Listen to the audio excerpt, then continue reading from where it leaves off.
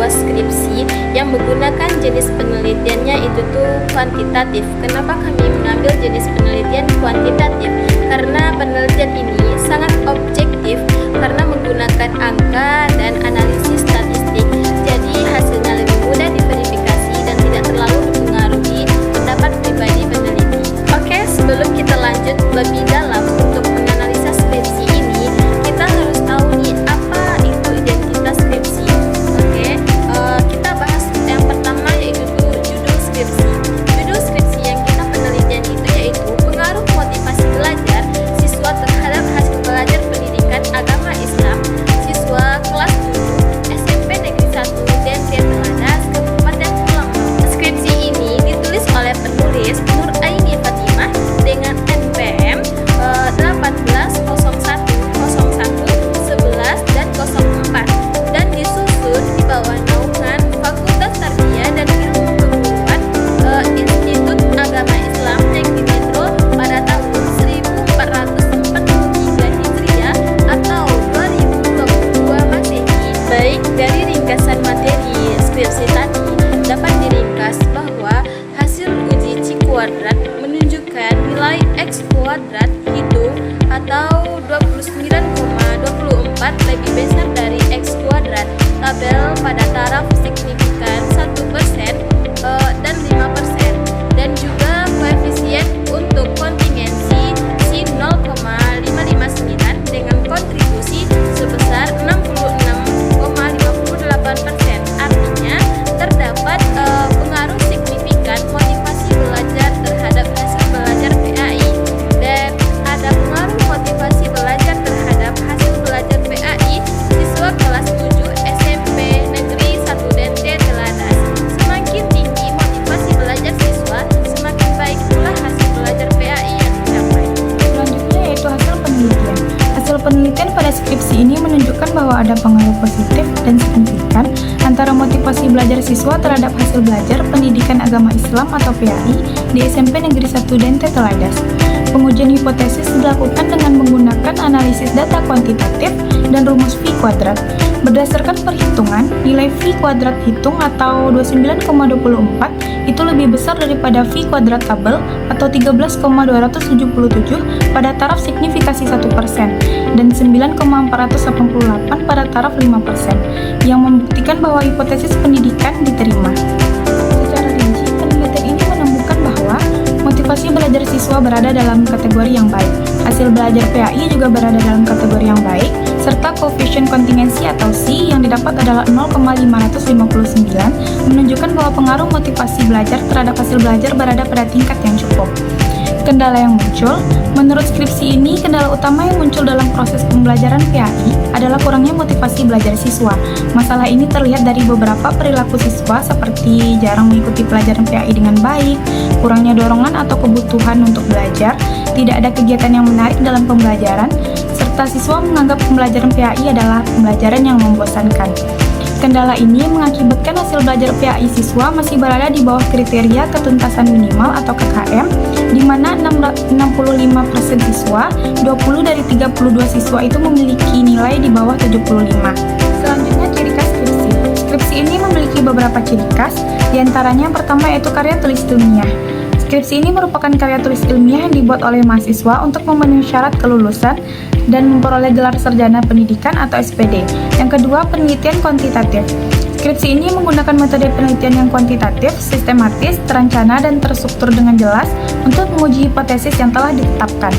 Yang ketiga, tujuan dan manfaat. Skripsi ini memiliki tujuan yang spesifik, yaitu untuk mengetahui pengaruh motivasi belajar terhadap hasil belajar siswa. Selain itu, skripsi ini juga memiliki manfaat teoritis dan praktis bagi siswa, guru, sekolah, dan peneliti itu sendiri. Selanjutnya itu struktur formal.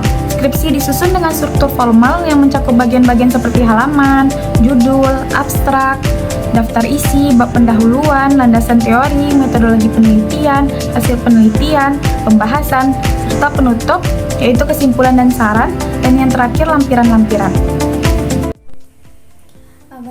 Di sini saya akan membahas yaitu tentang bab 1 bab 1 ini ada beberapa poin. Yang pertama itu ada poin latar belakang. Nah, pendidikan sangat penting untuk perkembangan fisik dan juga mental siswa. Salah satu faktor yang mempengaruhi keberhasilan siswa adalah motivasi belajar.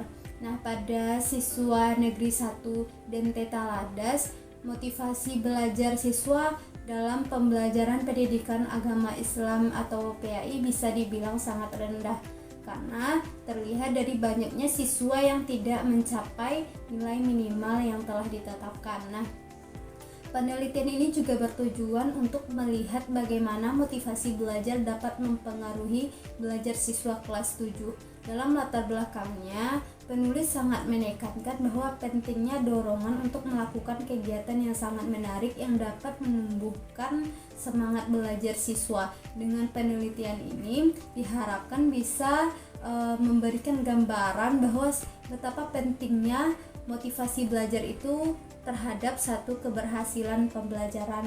Nah, pada poin identifikasi masalah, bahwa identifikasi masalah ini terbagi ke dalam dua kelompok. Yang pertama yaitu kurangnya motivasi belajar. Siswa SMP Negeri 1 DMT Taladas menunjukkan kurangnya dorongan untuk belajar, terutama dalam pembelajaran pendidikan agama Islam. Dan yang kedua yaitu hasil belajar yang belum optimal. Nah, banyak siswa yang tidak mencapai kriteria ketuntasan minimal atau bisa kita sebut dengan KKM dalam pembelajaran PAI, menunjukkan bahwa hasil belajar siswa itu masih sangat dalam kategori rendah. Nah, selanjutnya yaitu tujuan dari penelitian. Nah, sebelum masuk ke tujuan penelitian, ada satu poin yaitu rumusan masalah. Rumusan masalah dari skripsi tersebut ialah apakah ada pengaruh motivasi belajar terhadap hasil belajar siswa pada mata pelajaran pendidikan agama Islam di SMP Negeri 1 DMT Taladas.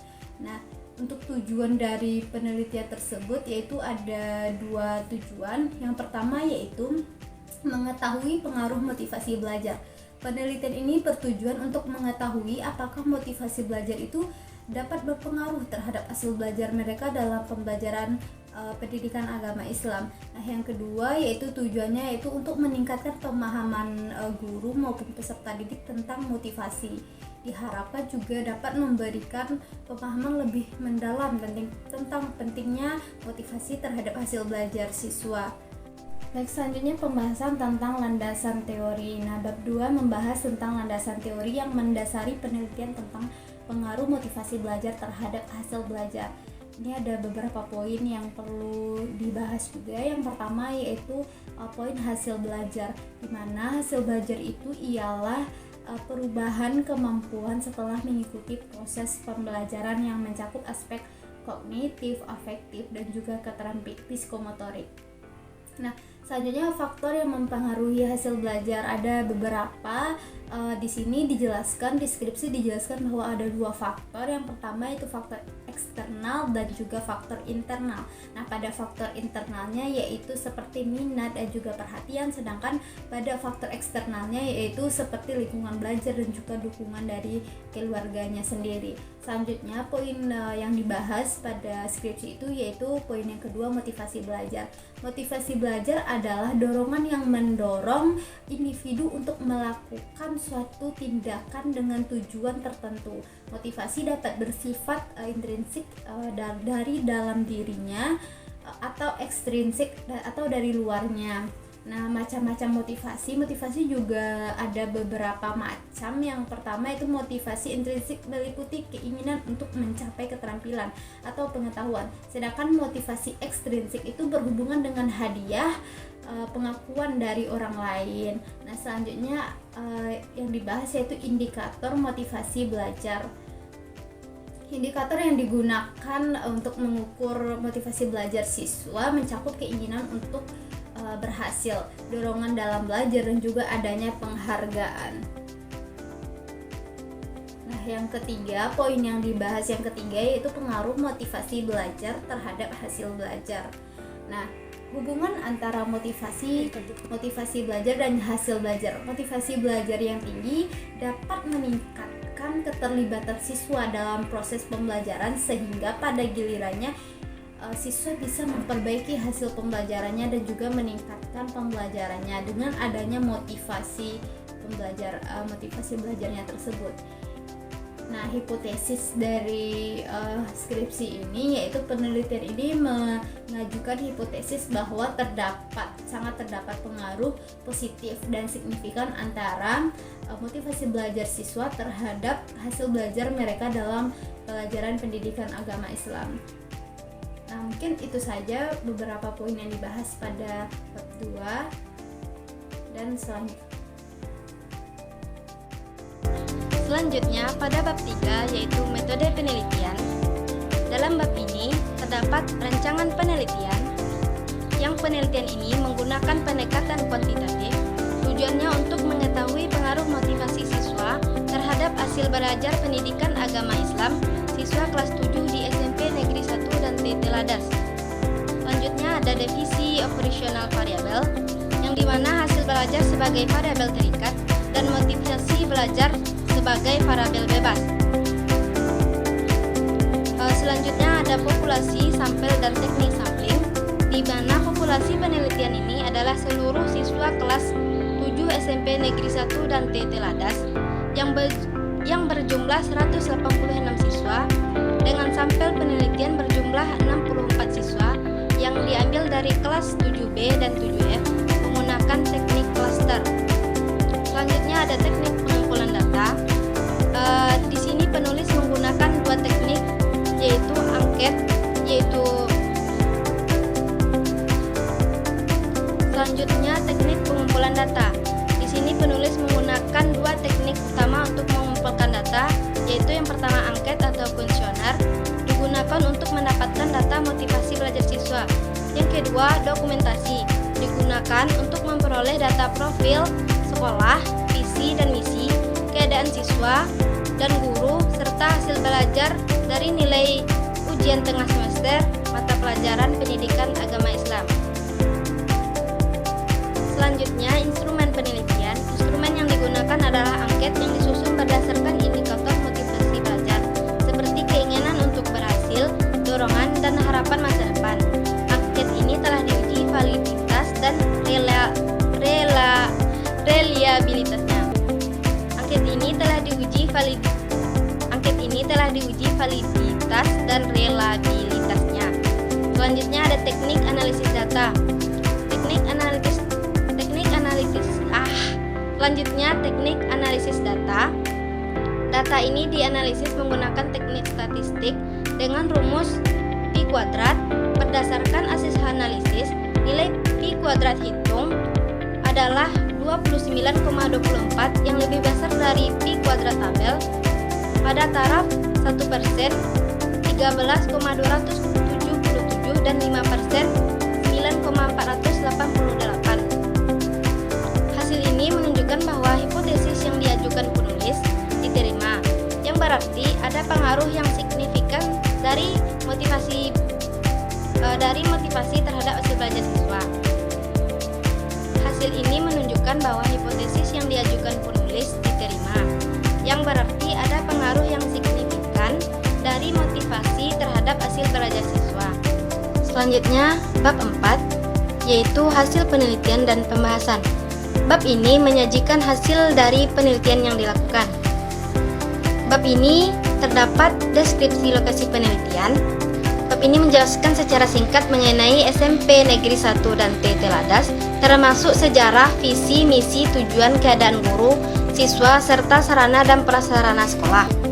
Selanjutnya, deskripsi data hasil penelitian. Penulis menyajikan data dari angket motivasi belajar dan hasil belajar siswa. Didapatkan hasil angket motivasi belajar dengan skor rata-rata yang terbagi dalam kategori sangat baik, baik, dan cukup. Data hasil ujian tengah semester menunjukkan bahwa 65% siswa tidak tuntas dengan nilai kurang dari 75 dan hanya 35 siswa yang tuntas dengan nilai di atas 75 dalam mata pelajaran pendidikan agama Islam. Selanjutnya pembahasan. Berdasarkan hasil analisis data menggunakan P-square, diketahui bahwa P-square hitung sebesar 29,24 lebih besar dari P-square tabel pada taraf 1%, 13,277